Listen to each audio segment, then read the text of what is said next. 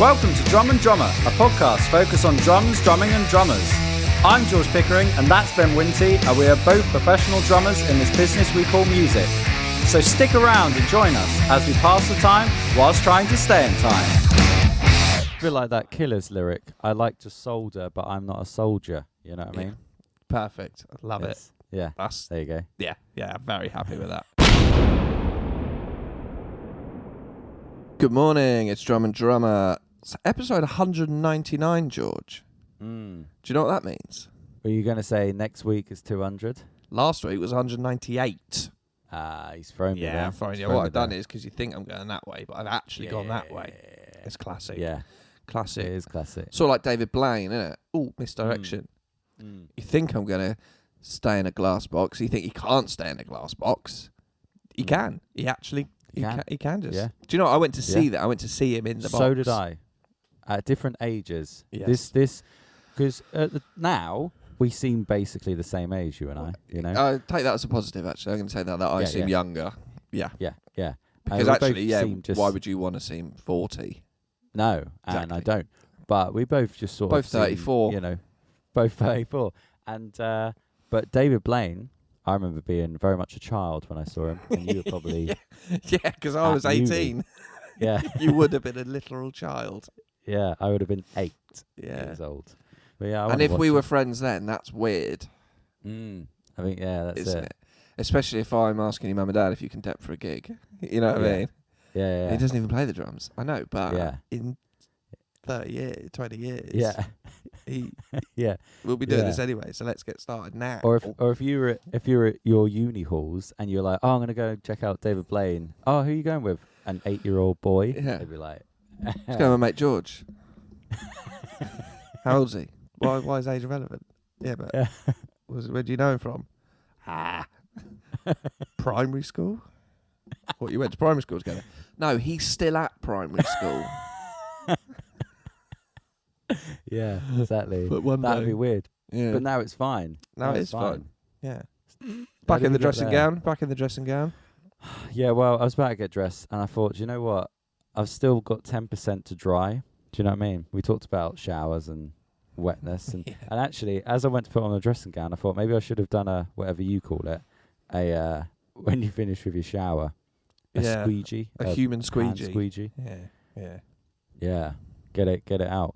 But it is episode 199. I did message you a few months ago saying, hey, we've got episode 200 coming up. We should do something. And you never replied. So no, I guess it'll be the same next week, you know. Yeah, well, things have been very busy. So not really, you have these grand plans. Oh, get this done and all that. And then eventually you're like, that's next week. Okay. What can you do on Zoom that's celebratory? Don't know. But what is possible? It's possible. Broccoli. Is I might be able to do episode 200 from within Little Piggy Studios. Yeah, and I might be able to do it from my new flat, to be honest. Yeah, so change. So double whammy. Yeah. Is that a segue? Can be, boy. Let's have it as a segue. Can be. So yeah, things have been motoring on with the old Little Piggy Studios, the new studios in my garage. Where to begin? I mean, I finished all the decorating. That was it's one of those, like, all the sort of trades were done. It was all built. All the flooring went in, skirting boards, architraves, acoustic panels all went up. All the power was on, the plugs, everything's in, it's working, it's all built. But you got to finish the decorating. Hard to do. Not just on a technical level, on an emotional level. Because you're like, this is ready now. I can get going. Yeah. The detail, boy, the detail. So I got to get my caulking. I got to do my caulking. Oh, yeah. Then you got to let that dry. Then I got to do my painting. So you got to paint the gloss in it. You got those skirting boards, architraves, door frames.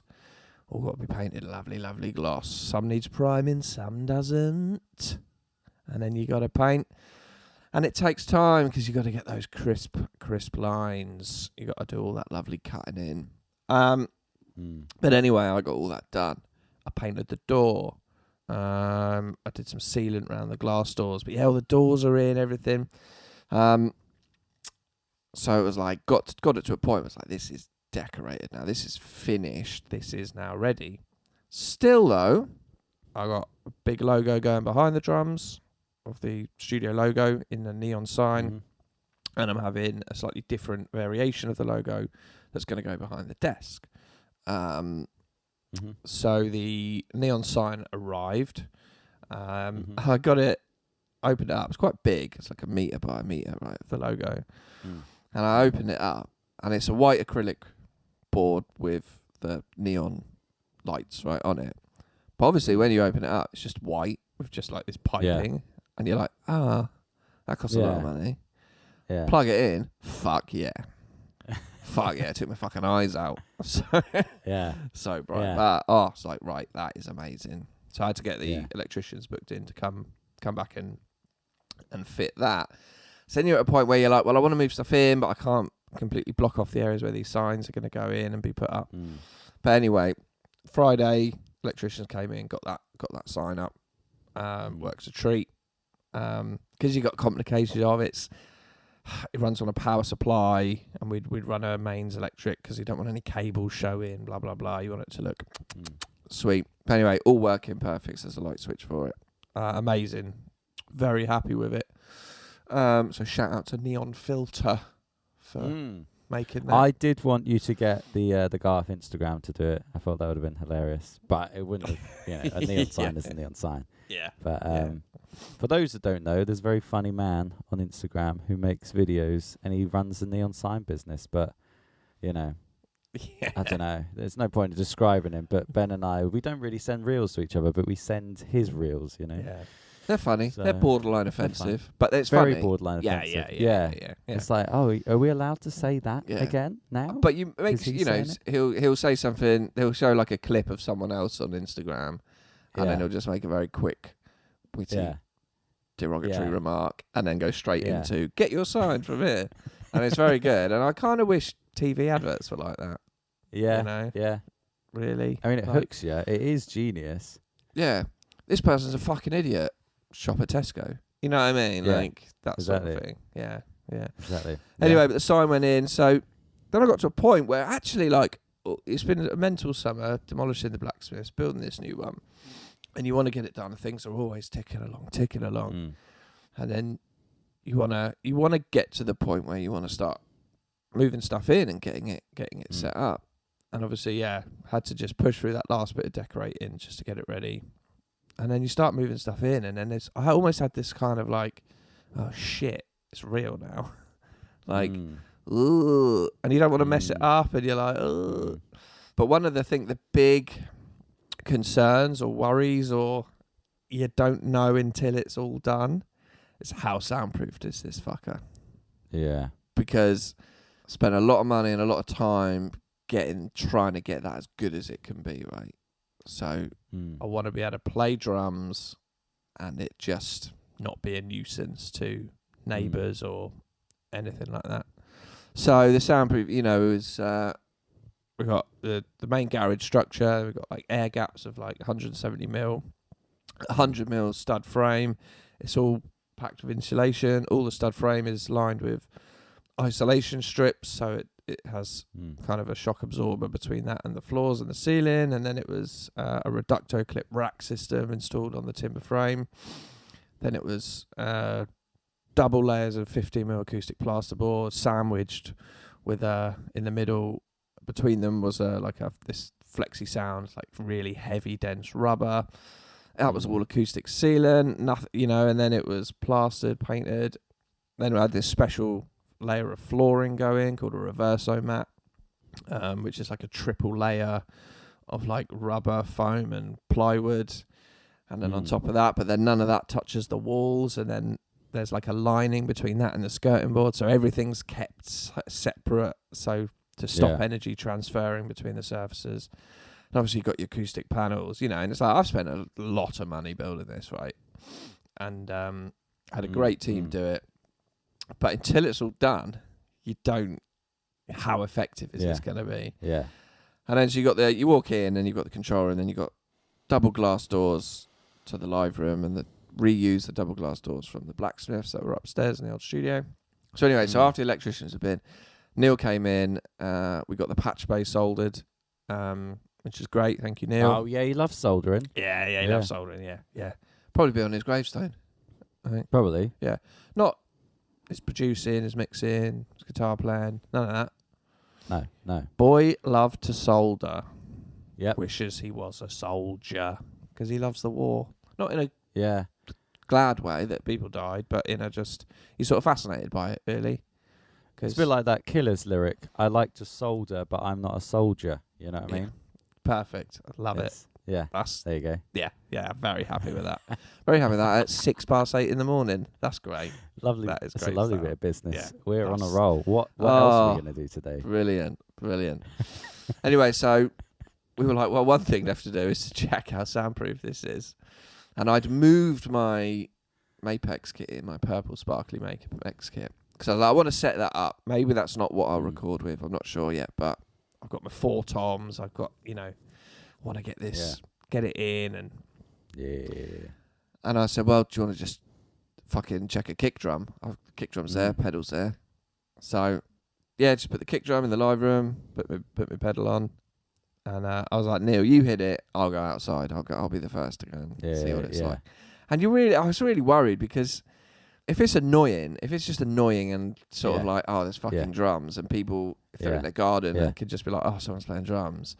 Yeah. And you don't want that paranoia when you are recording. Like, it's probably no.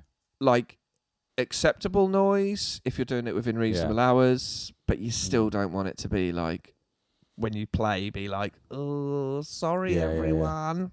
Yeah. So I got Neil to like do the kick drum, shut both the glass doors. We have like got 2 doors into the garage. I had a new proper solid composite door put on the outside. Then I had to reuse the fire door from the blacksmith. Shut all the doors. Neil started hitting the kick drum. It's like, I can barely hear it. Hear it. It's so quiet. You can just hear a little like, yeah. And I was like, so then we swapped round. I went in and I did it. Did it with some real proper drummer leg power, Like none of this little, what sort of power are you popping on a guitar pedal? Do you know what I mean? Yeah. Like, I'll tap my reverb on. Fuck off. Yeah. Give it some oomph, boy.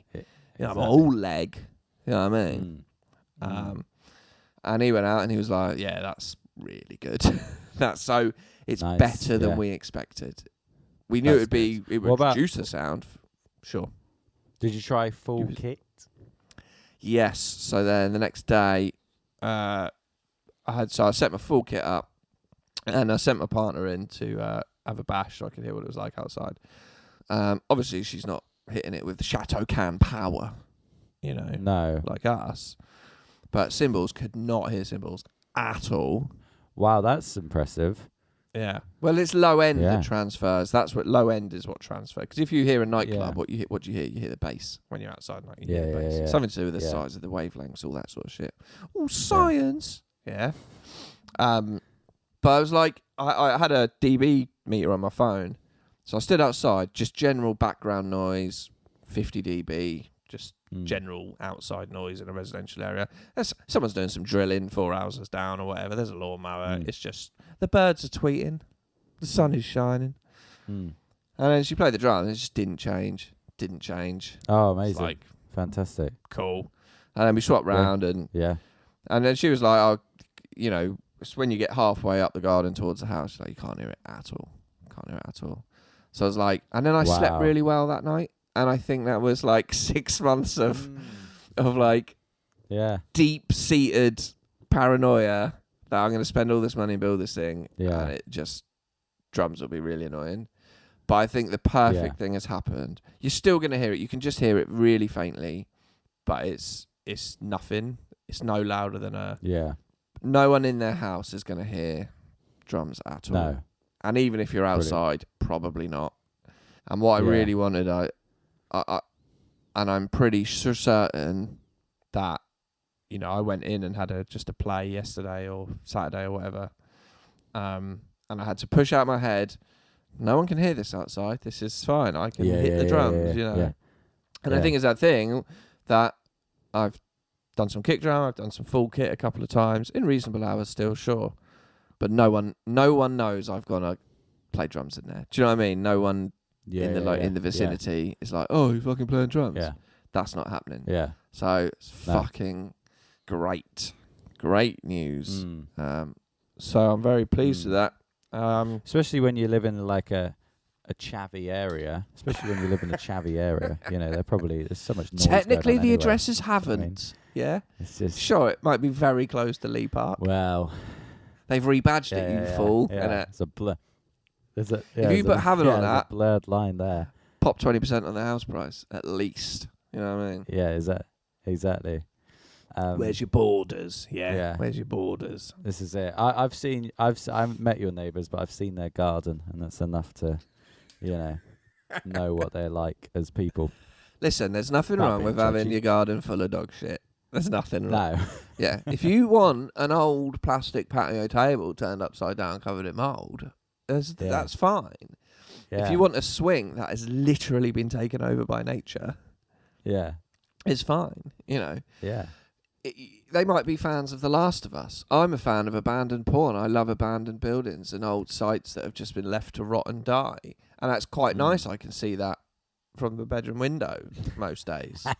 And I go, and I look at it, and I have the sudden urge to watch The Last of Us. I don't, or 2012, or all those sorts of 28 Days Later. Exactly. Shaun of the Dead. Yeah, I watch it all. Yeah, it's great. Yeah. But that was really, really satisfying. I mean, like, oh, thank God for that, because it cost a fucking arm and a leg. But that's really good. So yeah, I've started. I'm just waiting for the final logo, which Elliot is making this week. That will go behind the desk. So it's a pig. It's going to be the silhouette of the pig with the features beveled in, made out of oak, and that's going to sit on the acoustic slatting behind, and then that's going to be backlit as well. So that will look really nice. So he's making that this week for me.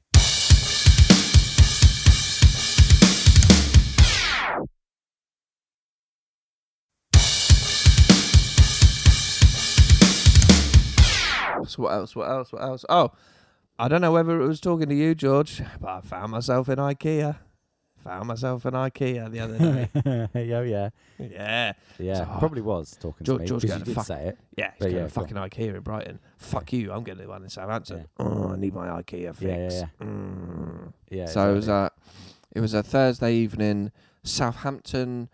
I don't know what the phrase would be, but lots of things to do in Southampton. Time is limited. This place shuts then. This place shuts then. Bang, bang, bang. It's a proper military operation. Lots to do in the studio, sure, because I went to the Apple store and I've ordered a new computer. Nice. Yeah, big time, boy. Yeah, gone for the old Mac Studio, innit? Is this for the studio? It is for the studio. It's one of the things. I got a Mac Pro. It's the one that looks like a dustbin. It's affectionately called the dustbin.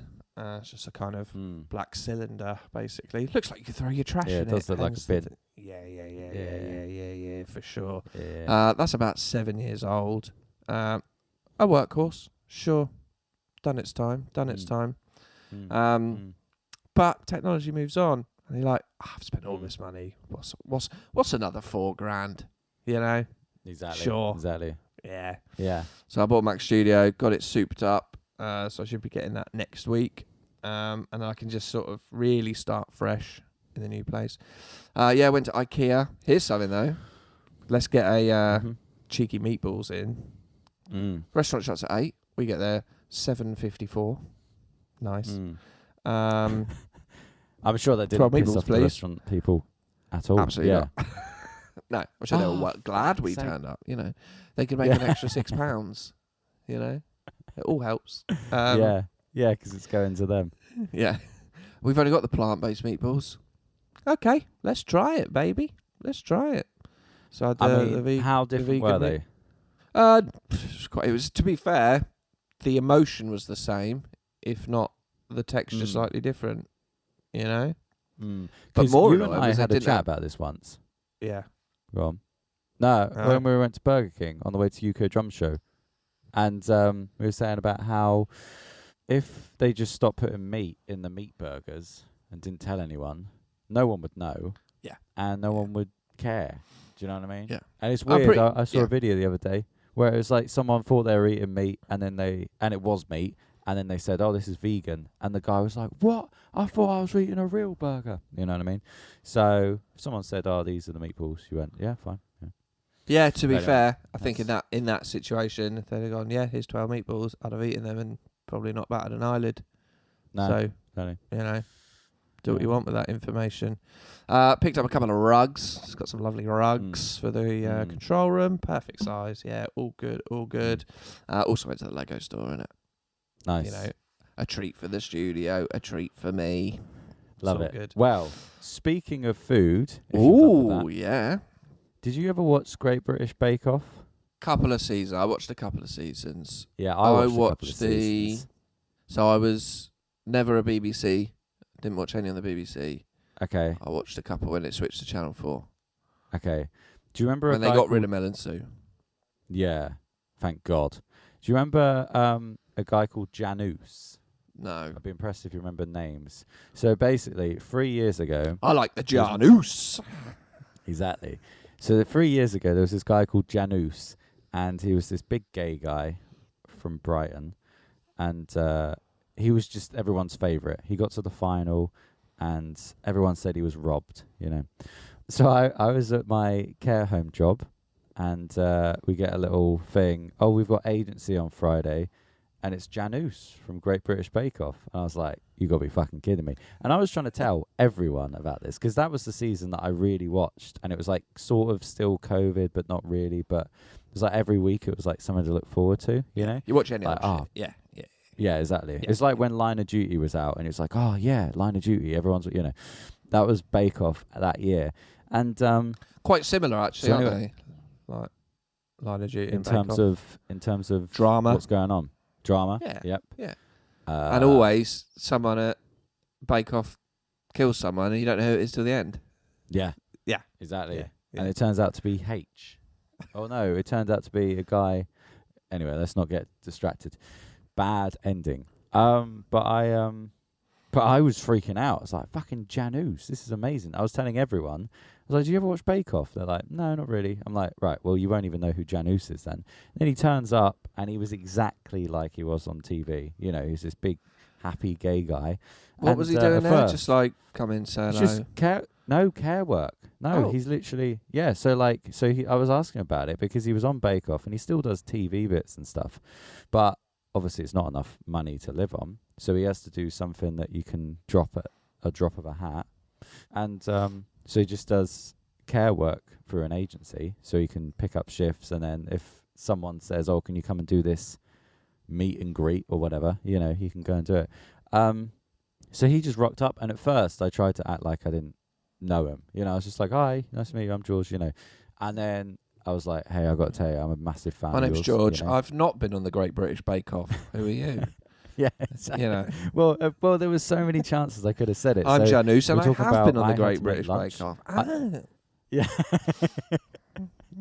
But I had to make lunch, and I was thinking, Janusz, yeah. What's a proving draw? And then that's when you find out. So yeah. I still don't know. But I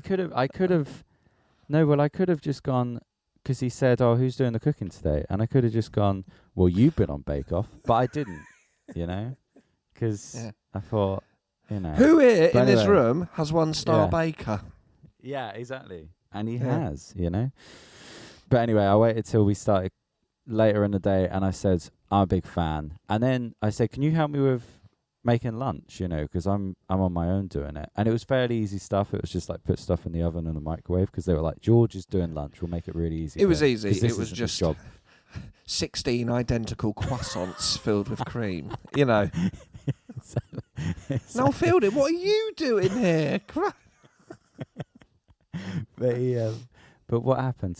So I was like, can you give me a hand? So he's giving me a hand, and I was thinking, this is a dream I didn't even know I had. I'm literally cooking with Janusz 2022's people's favourite of British Bake Off, you know.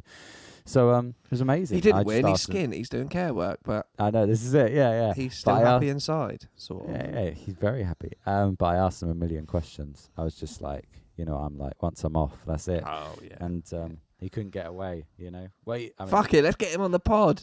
Yeah. Have you ever seen a drum kit? Well, Yeah. Right, come on. Yeah.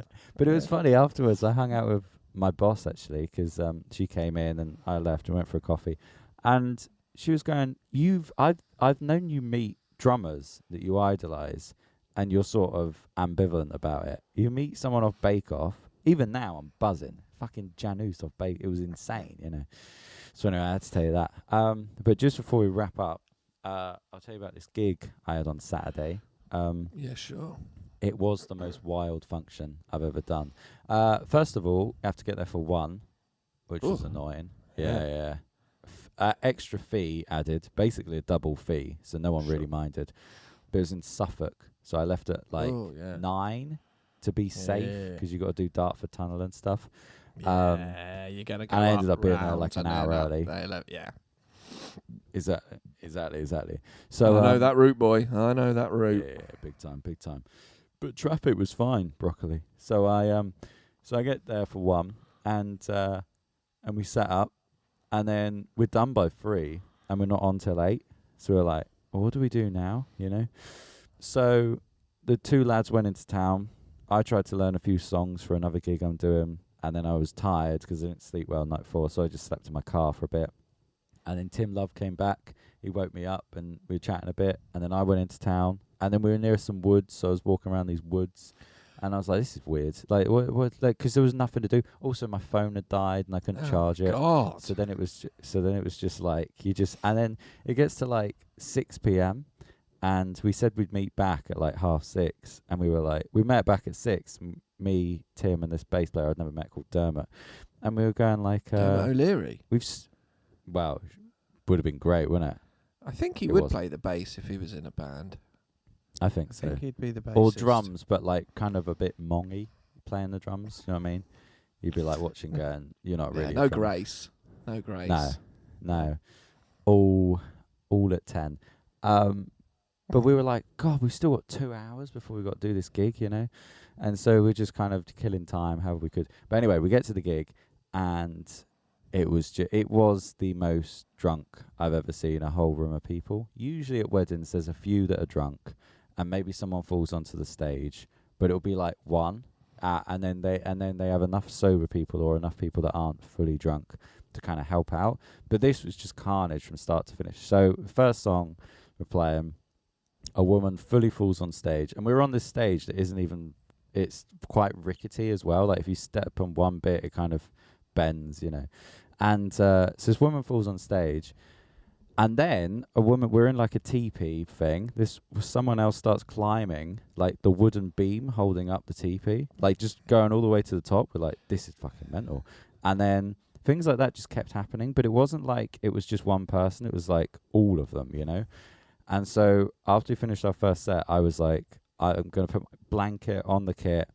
Usually I'm like, I don't think anyone's going to touch, and most of the time they don't.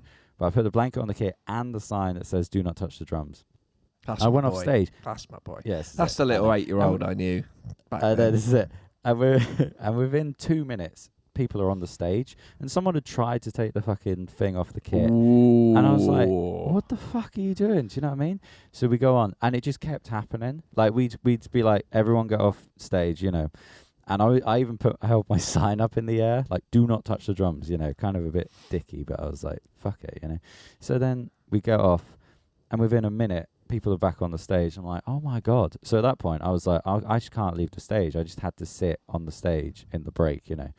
And we did the second set. It was equally mad, but then they just kept getting progressively worse. And we were watching in the breaks, like, there was a woman throwing up, there's woman crying, someone's passed out, and like, this is insane. Like, usually there's a few people drunk, but it was like, sounds like more A&E than last half were night.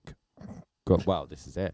But then we get to the last set, and before the last set, I didn't see what happened, but I saw 2 guys trying to lift up the bass player's mic stand from outside, And I said to him, I was like, hey, I don't know what's going on in there. He was like, oh, what the fuck? You know, this guy being chilled the whole time. And he ran in. And basically, someone had fallen on his pedal board and just all the pedals had like fallen out or whatever.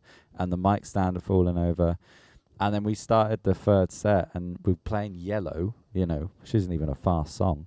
And we get to the chorus and some guy falls over onto the speaker, you know, a speaker that's on a stand. And the speaker smashes over, near enough lands on him, and he's like on the floor. And at that point, I just stopped playing because I was like, because people, it wasn't even like at the first one that fell over onto the stage. That was it. It was like all through the gig, people just kept falling onto the stage, and it was like, this is mental. But when a guy fell over and the speaker fell, I was like, right, I'm gonna draw attention to this. So I stopped playing. So then the band stops playing, and then it's suddenly quiet, and everyone just looks at this guy. And out of, I don't know, embarrassment, he just gets up and just runs out the marquee. And I just watched him, and I was like, God, where has he gone? He just disappeared, like, into, like, the field or something. Must have gone, oh, no, I fucked up, you know? So then at that point, we had to really be like, right, you guys need to calm down because this is getting mental. And, we put the speaker back up. Thankfully, the bass player's gear wasn't smashed up. He said the next day it was just a bit sticky and a bit sicky. So I don't know if someone vomited on it as well. Oh, but and Tim's stand was bent a bit. But it was like, honestly, the whole night it was like, you know, weddings. Usually they're, you know, everyone's drunk but kind of respectful, or everyone's drunk and a few people are a bit too far. But this was just, it was just continuous. I was just watching going, this is mental. Like this, let's just get through and it went beyond. This is why I have PLI. It wasn't. yeah, exactly. But yeah, mad. I've never had one that's that bad. I mean, that's mental. I mean, there was a gig this summer where I had to stop playing the drums because someone was being a dick. This woman was being a dick, right? Taking one of the wireless mics and was imitating fellatio with it. I was like, this is mental. We need to get this back. But Neil did a gig the other week. I wasn't on it. And there was one drunk. You know, like you say, there's normally one drunk. And I think this is a power. People think, oh, the drummer. Who's the drummer? You know, we're the little chumps. We're not. We hold the power, mate. We've talked about the power of the hi-hat, yeah? We got the power to stop the show. And apparently there was this one guy who was really drunk. He was being quite obscene to the female singer, making lewd gestures right in front of her, and he was just being a knob, basically. Right. And then he tried to get on the stage, and the drummer was like, I've had enough of this, and just stopped playing and stood up. And then the guy was like, ooh. And then eventually security came and kicked him out. But that's the thing, don't be afraid, drummers, if shit's going down that you're not happy with, don't be afraid, stop fucking playing, because that is an indication. Jesus. Do you know what I mean? That's the indication. Stop playing, that's the indication. Right. Yeah. You know. Yeah. But wow, crazy, man. Yeah. Crazy shit. Yeah, mental. But, you know, the fee made up for it, so it's all good. Yeah, right. Should we wrap it up? Let's wrap it up, boy. I don't think so. I mean, I've started moving stuff into the studio now. I've got the desk in there. Gradually getting bits and bobs in. Starting to get a proper sense of where things are going to go and stuff. So I'm hoping, next week I'm hoping we can start. Everything will be in. I'll have the new computer. I can start getting things rigged up, and I can start actually doing some like proper testing, recording, shit like that. But yeah, just in a few weeks to go till Vegas. So let's go. Yeah, so it's all good. It's all good. Again, thanks for listening, people. We hope you enjoyed the show. Get in touch, man. Say hello. drumanddrummerpod@gmail.com. Follow us on Instagram, of course, @drumanddrummerpodcast. Am I reading those? Yes, I am. George, pleasure as always. Pleasure as always. Oh, such a pleasure.